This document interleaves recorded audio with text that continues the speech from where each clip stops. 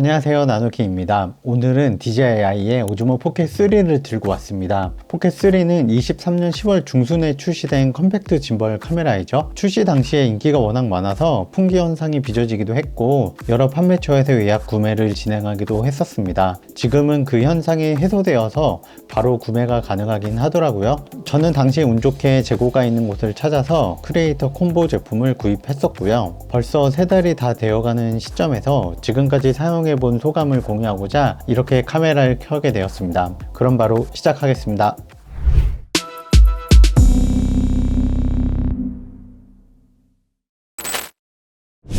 이 영상을 보시는 분들은 대부분 다른 분들의 영상도 많이 찾아보셨을 거라 생각됩니다. 그래도 처음 보는 분들을 위해서 언박싱을 하면서 이 제품의 특징을 소개하겠습니다. 오즈모 포켓3는 3축 짐벌이 내장된 컴팩트 카메라입니다. 3라고 이름이 붙은 만큼 세 번째 제품이란 걸 알 수 있는데요. 포켓2가 나왔을 때까지만 하더라도 크게 관심이 없었던 기계인데 3의 특징을 보니까 구입하지 않을 수가 없겠더라고요. 2에 비해서 좋아진 부분이 많기도 하고 제가 사용하려는 목적에 많이 부합되었기 때문입니다. 크리에이터 콤보엔 스탠다드 패키지와 다르게 기본 구성품인 보호 커버, 핸들, 스트랩과 케이블 외에 곧 출시될 것으로 예상되는 마이크2 송신기와 전용 데드캣, 자석, 그리고 광각 필터와 미니 삼각대, 배터리 핸들, 마지막으로 전용 보관백이 제공됩니다. 스탠다드 패키지의 가격은 64만 9천원이고 크리에이터 콤보의 가격은 83만 4천원으로 18만 5천원 정도의 차이가 나는데요. 크리에이터 콤보에 포함된 액세서리 가격을 계산을 해보면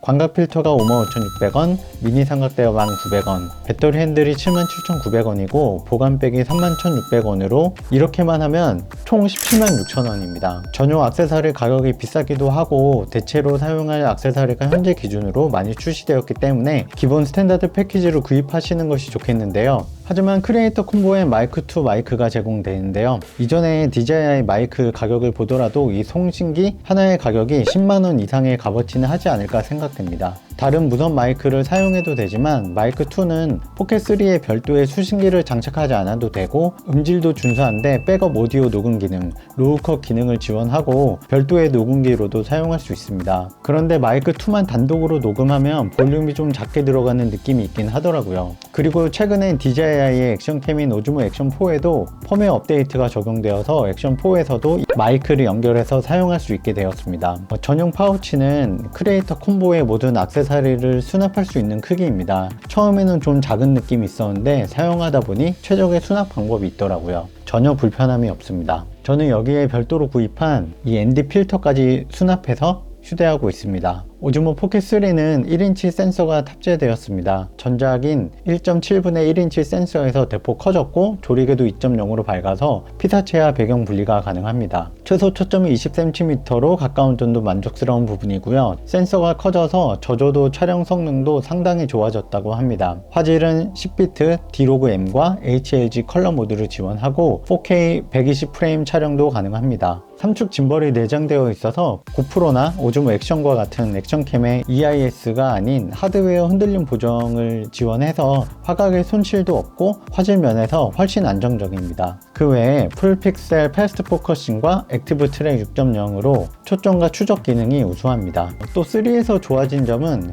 회전형 2인치 OLED 디스플레이를 장착한 것인데요. 오즈모 액션4의 디스플레이보다 작은 크기이긴 하지만 화면을 보고 조작하는 데는 불편함이 없습니다.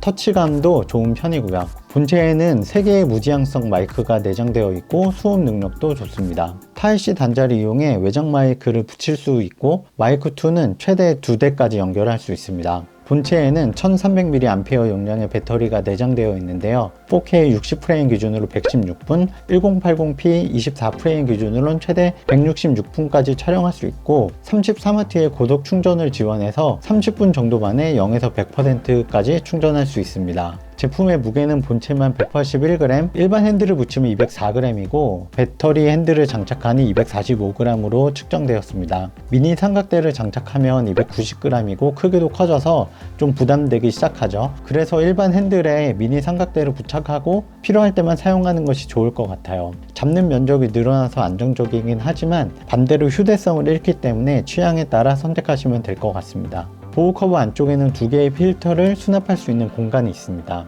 광각 필터와 블랙 미스트 필터를 수납하라는 듯이 문구가 있지만 ND 필터와 같은 다른 필터를 수납할 수도 있습니다. 그런데 광각 필터는 높이가 높아서 꼭 상단 수납 공간에만 수납을 해야 합니다. 카메라 본체는 뒤집어서 수납할 수 있도록 디자인되었는데요. 액정과 조작 버튼이 안쪽으로 들어가서 전원이 켜지는 것을 막아주고 상단에는 마이크 2를 부착할 수 있어서 이렇게만 구성해서 간편하게 휴대할 수 있습니다. 마이크 2는 보호 커버에 붙여서 사용하면 인터뷰할 때도 용이할 것 같습니다.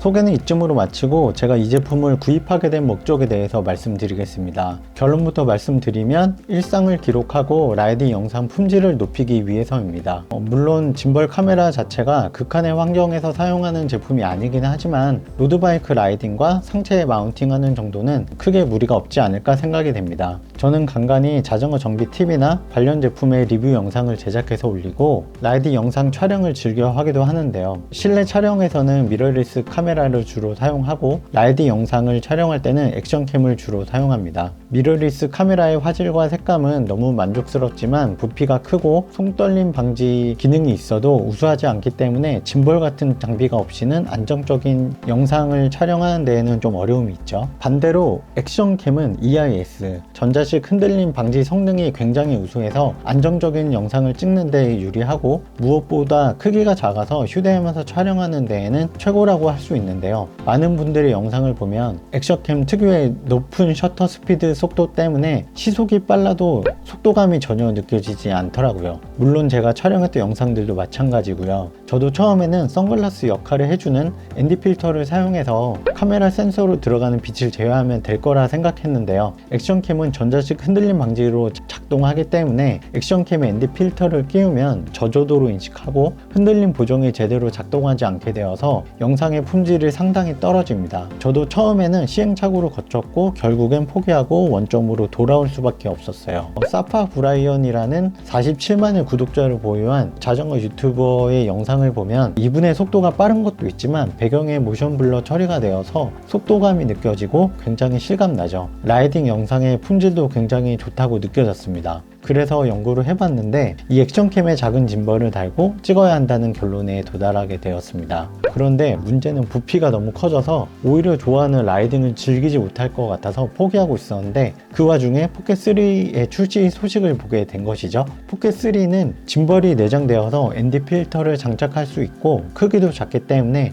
휴대도 간편할 것이라고 생각되었기 때문이에요. 단 하나 방수가 안 된다는 점을 빼고요. 이 부분은 조심히 사용을 해야 될 것 같아서 리플래시 케어도 2년짜리로 가입을 했습니다. 그리고 저는 앞으로 자전거 리뷰 영상도 제작을 할 계획을 하고 있는 입장에서 야외에서 촬영할 때 미러리스를 들고 가지 않아도 액션캠보다 우수한 화질로 촬영할 수 있는 점이 크게 매력적으로 다가왔습니다. 액션캠에 1인치 센서가 달린 제품은 아직은 없지만 만약에 있더라도 EIS로 인한 화각과 화질 손실이 있을 수밖에 없는데 포켓3는 그렇지 않죠. f2.0의 밝은 조리개로 아웃포커싱 촬영도 가능하니까 제 목적에는 딱 부합하는 카메라라고 생각이 되었습니다. 그 외에도 여행할 때 추억을 기록하는데 더없이 좋은 기기가 될 것 같아요.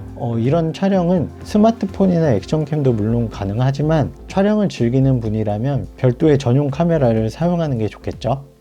오즈몬 포켓3를 구입하고 어느덧 3달 정도가 되어 가는데요. 지금까지 사용하면서 느낀 장점과 단점에 대해서 살펴보겠습니다. 일단 자전거 시즌이 거의 끝나가는 시점에 포켓3가 출시되는 바람에 정작 계획했던 라이딩 영상은 몇 번 찍지를 못했는데요. 그래도 몇 번 테스트 과정을 거쳐서 느낀 점도 공유하겠습니다. 자, 우선 첫 번째 장점은 화질입니다. 1인치 센서와 밝은 조리개에서 오는 화질은 어떠한 액션캠과 비교해도 상대가 안 될 수준입니다. 액션캠은 손떨방을 켜면 보정을 위해서 크롭을 하기 때문에 화각이 좁아집니다. 단계가 높아질수록 크롭이 많이 되기 때문에 화질과 화각에 대한 손실은 생길 수밖에 없어요. 근데 포켓3는 기계식 짐벌이기 때문에 센서 본연의 크기를 모두 사용합니다. 초점 거리도 짧아서 피사체와 배경의 분리가 어느 정도 되기도 하고 그래서 같은 센서 사이즈인 소니 GV1 시리즈와 비슷한 화질을 보여줍니다. 색감의 경우에 스탠다드 색감도 괜찮지만 개성을 연출하고 싶다면 디로그M 모드로 촬영을 해서 색감을 조정해도 되겠죠. 큰 센서 덕분에 야간 촬영도 굉장히 만족스러운 수준을 뽑아 주었습니다. 참고로 디로그M 같은 경우에는 DJI 홈페이지 홈페이지에서 럿을 다운받아 적용할 수 있습니다. 두 번째는 모션 블러입니다. 포켓 3는 고정 조리개를 갖고 있어서 모션 블러를 표현하기 위해선 ND 필터를 사용해야 합니다. ND 필터를 렌즈에 부착하면 선글라스를 썼을 때처럼 빛이 적게 들어와서 셔터 스피드를 낮출 수 있게 되죠. 그럼 움직이는 피사체를 찍게 되면 배경이 블러 처리가 되면서 극적인 느낌을 낼 수 있게 됩니다. 촬영 포맷이 30프레임이라고 하면 셔터 스피드를 2배수인 60프레임으로 찍으면 됩니다. 사람의 눈으로 볼 때처럼 자연스러운 느낌을 연출을 해주죠. ND 필터와 조합해서 촬영한다면 보다 멋지고 자연스러운 영상을 기록할 수 있습니다. 그 다음으론 휴대성입니다. 포켓 3는 2보다 커졌다고는 하지만 이만한 크기에 이만한 화질과 안정적인 영상을 찍을 수 있는 기기는 포켓 3 말고는 없다고 봐도 될 것 같아요. 간편하게 들고 다닐 때는 본체를 보호 커버에만 넣어서 다니면 되고 고속 충전을 지원하고 있으니까 잠깐 쉴 때 보조 배터리에 연결하면 금방 충전됩니다. 본체 하단에 핸들이랑 미니 삼각대를 부착하게 되면 휴대성이 굉장히 떨어지게 되니까 그립감을 조금 희생해서라도 본체와 커버만 휴대하는 것이 더 좋다고 느껴졌습니다. 그리고 한 가지 말씀드릴 부분이 있는데 보호 커버 없이 휴대하는 건 좀 위험한 점이 있습니다. 이 부분은 단점에서 소개할게요. 마지막으로 배터리입니다. 스펙상으로는 4K 60프레임 기준으로 116분간 촬영이 가능하다고 하는데요. 기계식 짐벌이기 때문에 헤드 움직임이 많은 환경에서는 배터리 시간이 줄 수밖에 없겠죠. 제가 라이딩을 할 때 체스트 마운트에 장착해서 테스트를 해봤는데요. 4K 30프레임에 디로그 M 컬러로 녹화를 했습니다. 로드바이크로 50분 정도 라이딩을 하고 나서 확인해 보니까 63% 정도가 남아 있었습니다. 수치상으로는 50분 이상 라이딩이 더 가능한 상태인데요. 그 정도면 120분 정도는 충분히 촬영할 수 있을 것 같았습니다. 그리고 자전거 공구통에 배터리 핸들을 넣어서 틈틈이 충전하면 3시간 촬영도 문제없을 것 같아요. 추가로 실내에서 제자리에 두고 테스트를 다시 해봤는데요. 마찬가지로 4K 30프레임의 디로그 M 컬러 모드로 진행을 해봤습니다. 화면에 보이는 것과 같이 15분에 11에서 12% 정도 배터리가 줄어들었고 2시간을 꽉 채웠을 때 14%나 남아 있었습니다. 135분이 되어서 2%가 남았고 2분 뒤인 137분경에 방전되어서 꺼졌습니다. 촬영 시 발열은 헤드와 디스플레이가 있는 상단 쪽에만 좀 뜨거운 느낌이 들고 조작 부위가 있는 아래쪽에는 미지근했습니다. 야외는 바람도 불고 하니까 발열로 인한 꺼짐과 같은 현상은 높은 프레임으로 세팅하지 않으면 문제가 될 것 같진 않습니다.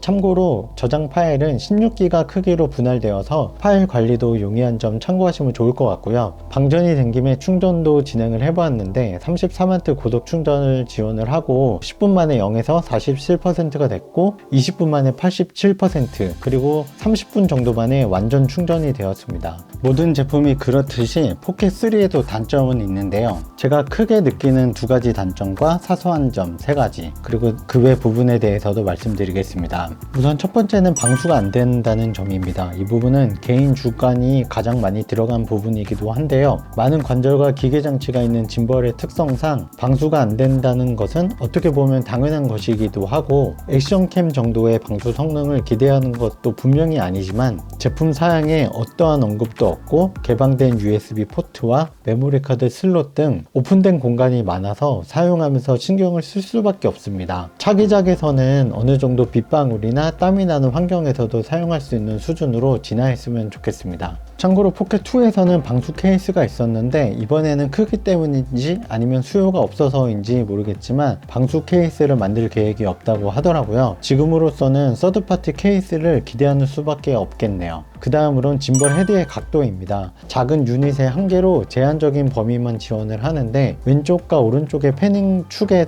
각도가 다릅니다. 왼쪽은 50도 정도까지만 가능하고 오른쪽은 셀피가 되기 때문에 230도 가량 회전됩니다. 그래서 팔로우 시에는 피사체를 왼쪽에 두고 촬영을 하면 짐벌이 엔드포인트에 도달했다는 문구가 나와서 피사체를 놓치게 됩니다. 따라서 피사체를 오른쪽에 두고 찍거나 왼쪽에 두고 찍을 때는 본체를 회전을 시켜야 합니다. 패닝의 왼쪽 방향은 전원을 끌 때 이 짐벌이 접히는 방향이기도 해서 이 부분은 하드웨어 특성상 어렵겠지만 촬영을 할 때 신경을 써서 해야 하는 점은 좀 아쉬웠습니다. 이제 사소한 나머지 부분에 대한 이야기입니다. 일단 전원 버튼이 너무 잘 눌립니다. 앞에서 휴대성에 대한 장점을 설명드렸지만 보호 커버가 꼭 필요하다고 했죠. 본체의 전원 버튼은 짧게만 눌러도 즉시 전원이 켜지기 때문에 케이스 없이 보관하게 되면 의도치 않게 눌려서 전원이 켜지고 헤드 유닛이 작동할 때 무언가에 걸리면 모터에 무리가 갈 수 있습니다. 그러면 짐벌 보호 모드가 작동되는데 이런 경우가 자주 발생을 하면 내구성에 대한 걱정이 생길 수밖에 없죠. 이미 출시된 제품에서 버튼의 감도 같은 걸 바꿀 수 없으니까 설정에 따라서 2-3초 정도 길게 눌러서 전원을 켜거나 하는 업데이트가 있었으면 좋겠습니다. 다음은 짐벌 헤드의 오토락이 잘 풀리는 점입니다. 2에 없던 오토락이 3에 포함된 것은 분명히 반길 만한 소식인데 자력이 생각보다 약합니다. 보호 커버에 넣으면 문제가 없지만 케이스를 함께 휴대하면 원하는 장면을 빨리 찍으려고 할 때 케이스에서 빼고 전원을 켜고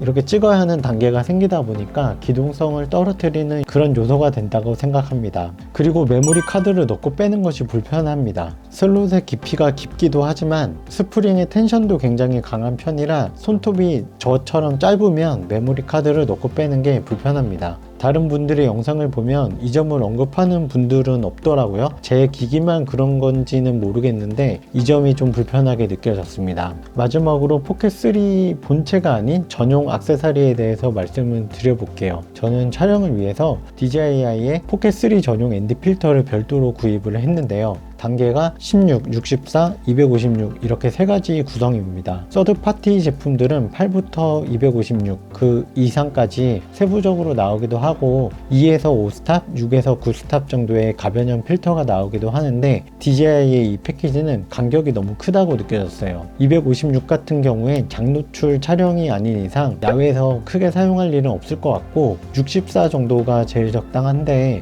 햇빛이 강한 날에는 노출이 좀 오버되기도 하더라고요.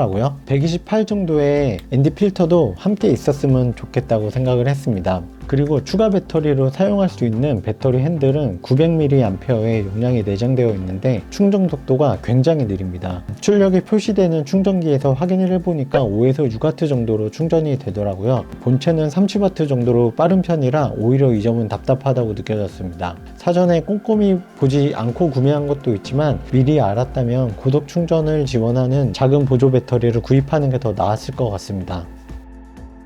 자, 이렇게 오즈모 포켓3에 대해서 알아보았습니다. 포켓3는 조심히 다뤄야 하는 기기임에는 분명하지만 작은 크기와 준수한 성능을 내줄 수 있는 유일한 포켓 카메라라고 할 수 있을 것 같습니다. 아직 제가 가장 많이 바라고 있는 라이딩 촬영을 많이 못 해봐서 아쉽고 땀이 많이 나는 빡센 라이딩에서는 사용이 어렵겠지만 중간중간에 멋진 영상을 담는 것은 충분히 가능할 것 같아서 올 시즌을 기대하고 있습니다. 물론 포켓3를 이런 환경에서 쓰라고 만든 카메라는 아니겠지만요.